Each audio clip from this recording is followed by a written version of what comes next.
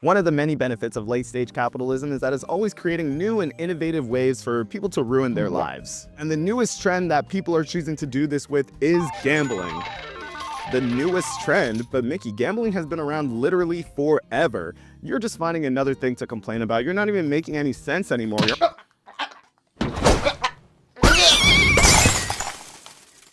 That's right, today I want to talk about gambling. I know lots of people have discussed this topic already, but all of these videos here only talk about the effects gambling has on adults. But what about all the underage gambling out there? Because whether you believe gambling is a benign pastime or a destructive gateway into addiction, we can all at least agree that there's only one thing worse than gambling, and that thing is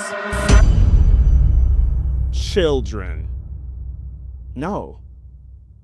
And video starts now. When people hear the word gambling, they usually imagine casinos, slot machines, maybe smoky rooms in the back of a bar, that one painting of the dogs, I don't know. But the reality actually isn't that obvious. Gambling has been silently woven into our society, especially in childhood. Not through casinos, but through games, toys, apps, and things kids interact with every single day. And the most dangerous part in all this is neither children nor their parents know that they are being trained to become gambling addicts. Of course, this is not by accident. It's happening because gambling mechanics are incredibly profitable, and children are the most vulnerable audience imaginable. Right now in our society, gambling is at an all-time high. It is literally everywhere and more accessible than ever before. But hey, that must mean a bunch of people must be winning it big, right? Nope. 100,000 people are going bankrupt each year in the United States alone from gambling. For decades, gambling has been heavily restricted. You had to be an adult, you had to go somewhere specific, you had to make the conscious decision to put your money on the line. But modern gambling doesn't really look like that anymore. It doesn't need a casino or slot machines. It doesn't even need to call itself gambling. Instead, it disguises itself to pass as everyday life activities. And nowhere is this more evident than in children's media. But how did we get here? Because when I grew up, I remember gambling being pretty frowned upon. So what changed? For that answer, we need to take a step back.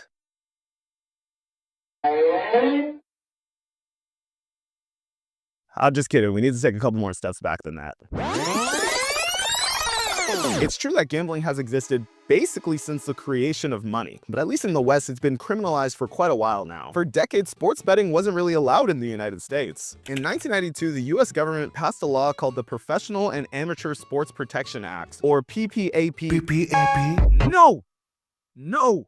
PASPA, and only a handful of states like Nevada were allowed to legally offer betting. Every other state was blocked from legalizing it, even if they wanted to, which is how Vegas became such a destination spot for people to scratch their gambling itch and help the city flourish into the beautiful, overpriced tourist trap that it is today. But then everything changed in 2018, when the US Supreme Court overturned PPAP. PPAP? No, stop that!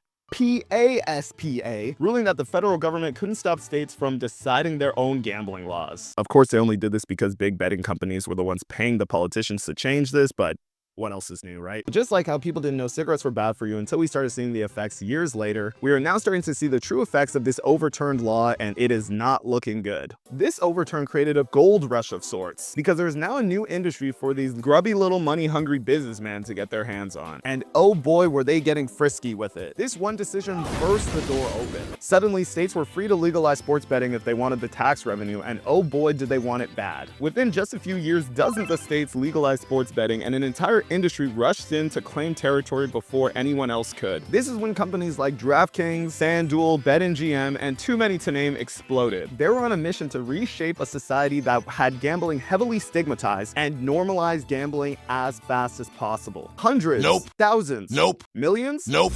billions of dollars were spent on ads.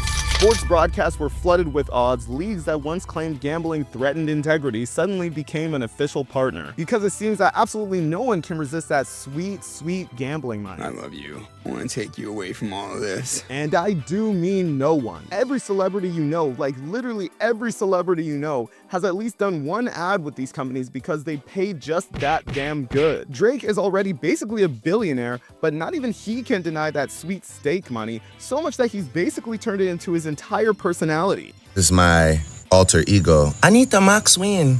Just don't be surprised if the CEO hops on a feature on the new Iceman project. And oh man, did this normalization work. People have been betting like crazy. You can literally bet on anything now. With apps like Polymarket, you can bet on who's gonna win Love Island, you can bet on who's gonna win the mayor election, you can bet on who's the Pope gonna be, you can bet if that one CEO is gonna get divorced or not. And speaking of Polymarket, they just got the president's son to work for them, so good luck ever regulating those guys. They're trying to make money off of literally every section of your life, and it's incredibly dystopian. $4,500 billion have been wagered since the overturning of the law, and it's expected to have more than $63 billion by the end of the decade. That is so much money. Pretty bad, right? Well, maybe if you're a regular Joe wagering your money hoping to win it big, but pretty awesome if you're the company getting that money. In 2024 alone, legal sports betting in the United States generated about $13.7 billion in revenue, which is up from $11 billion in 2013. That figure represents what sportsbooks are keeping after the average Joe loses all their bets. That's billions of dollars in revenue going to these companies in just a few years of legal operations in the United States alone. Of course, it revolutionized the sporting world, and not in a good way. Apparently now 20% of your sports watching experience is just gambling ads. But this was only the first step, a deliberate shift that allowed gambling to be normalized in our everyday life. But of course, it's not just traditional sports betting either. There's so many other types of gambling. One that's been getting very popular and I don't see many people talking about is the app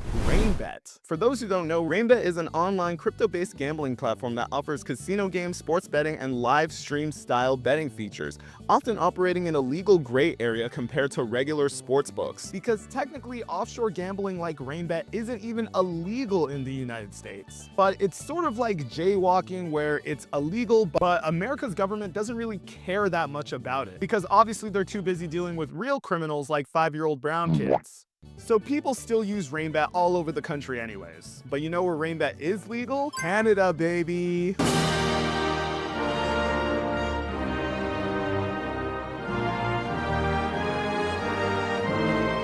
Just makes you feel so patriotic, you know? And because of that, I have developed a personal vendetta for Rainbet. Mainly for the reason that it being legal here has incentivized streamers like Aiden Ross to move to my city just to play Rainbet. Like every major betting platform, Rainbet makes an enormous amount of money. But instead of spending it on celebrity endorsements, they seem to have taken a quantity over quality approach with their ads. They're flooding the internet with sponsorships, partnering with countless streamers and creators all at once, making gambling feel unavoidable, normal, and present across all social media. Everyone! I'm about to place a bet on Rainbet, and if I hit it, free milkshakes for everyone! I hit it! Let's go! Let's go! So we got $77. We're going all in. Let's fucking go. Please, please, please. Come on. Yes, yes, yes, yes. We're almost there. Yes. Let's fucking go.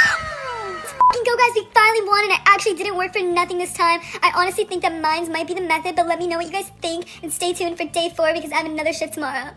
I'm dressed and ready to go to the dealership for my new car, but I don't have enough money. So the car I want is $35,000, but all I have right now is $20,000. And I want to pay it in cash, so please, please.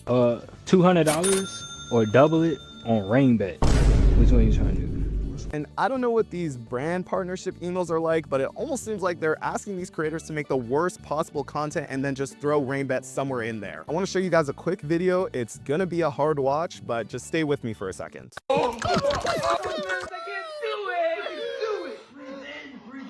Just relax a little bit. Okay. Here we go, man. Let's go. You guys are hitting big on Rainbet. Did you see that? Did you catch it? Run the tape again. I can't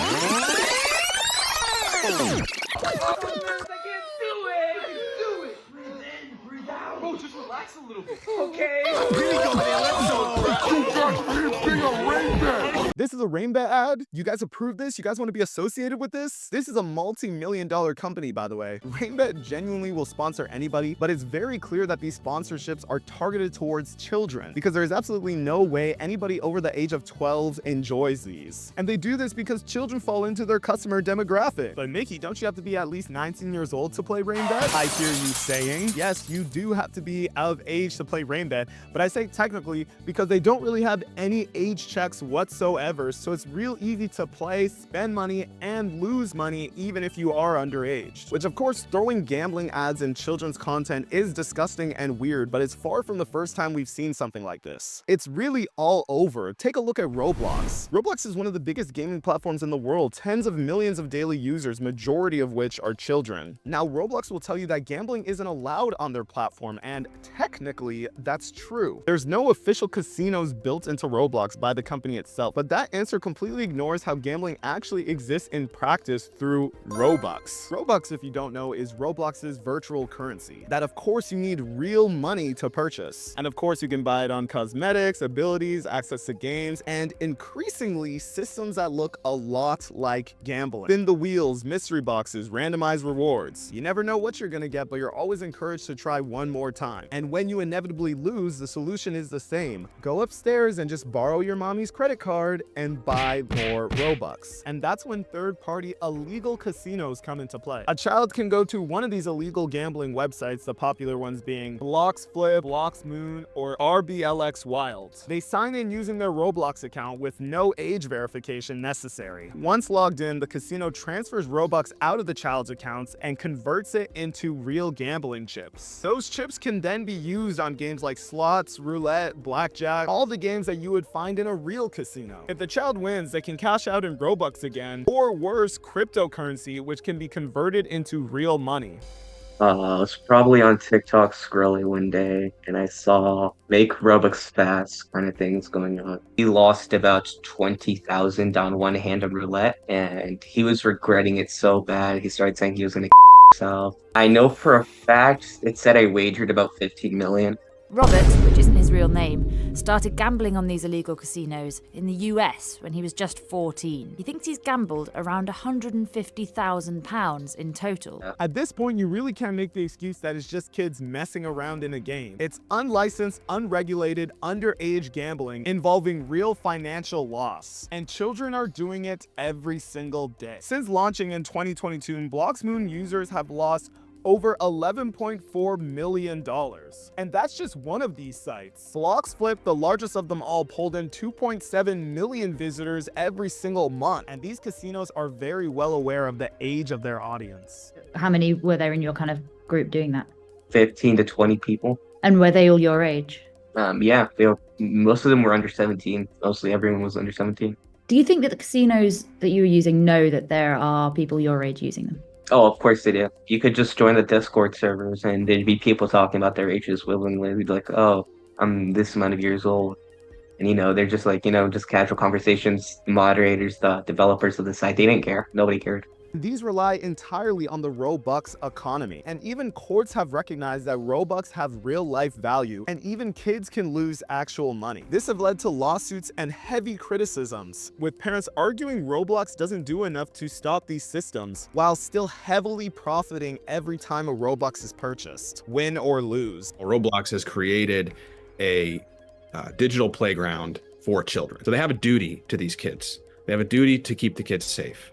They have a duty to take actions so that children cannot use the digital currency to engage in illegal activities. And the Roblox CEO, David Baszucki, describes gambling-style systems for children as fun and a potentially brilliant idea, which is obviously crazy to say, but this is the same guy who called the large amount of child predators on his platform not a problem, but an opportunity.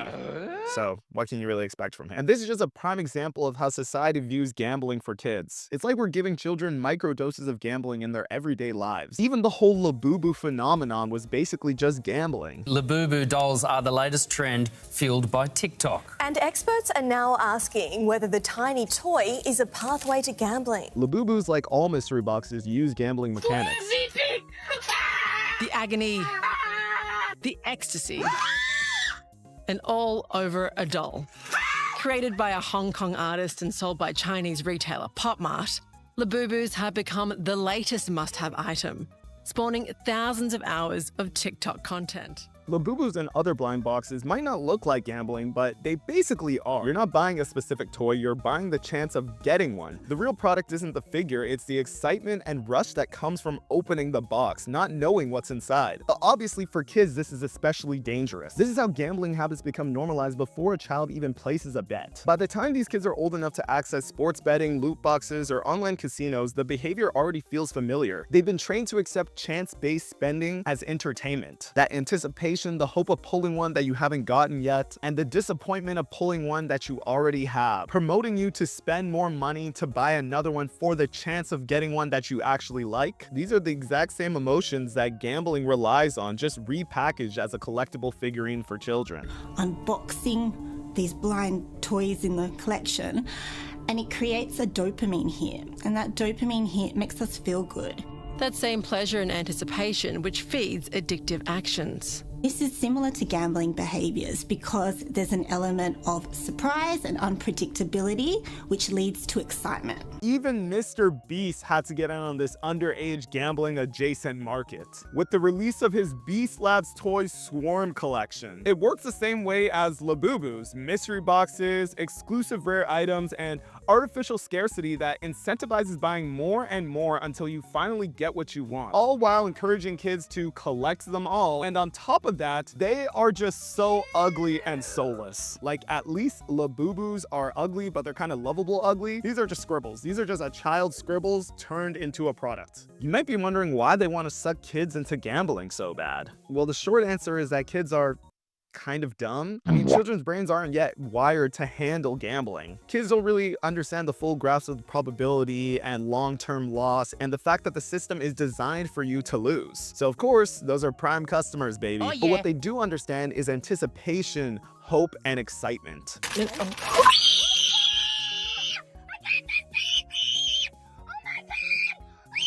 These systems exploit their developing brains that lack impulse control, the exact reason real gambling is age-restricted in the first place. But when gambling is disguised as a game, those protections disappear. And since their mind is so impressionable at a young age, this also gets them hooked on gambling, and now these companies have a customer for life. We know that if children are exposed to gambling or gambling-like behaviour at an early age, they're more likely to experience difficulties with gambling in later life.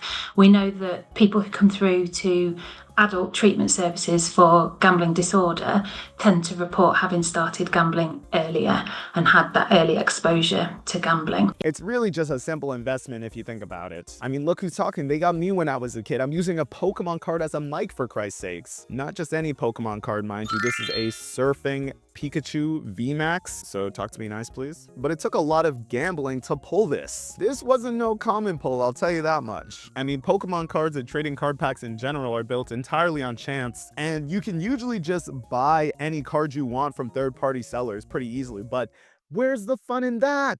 Everyone knows you're supposed to spend a bunch of money opening up random Pokemon card packs to hopefully have a chance of getting the card you want, because that is how it works, Mom.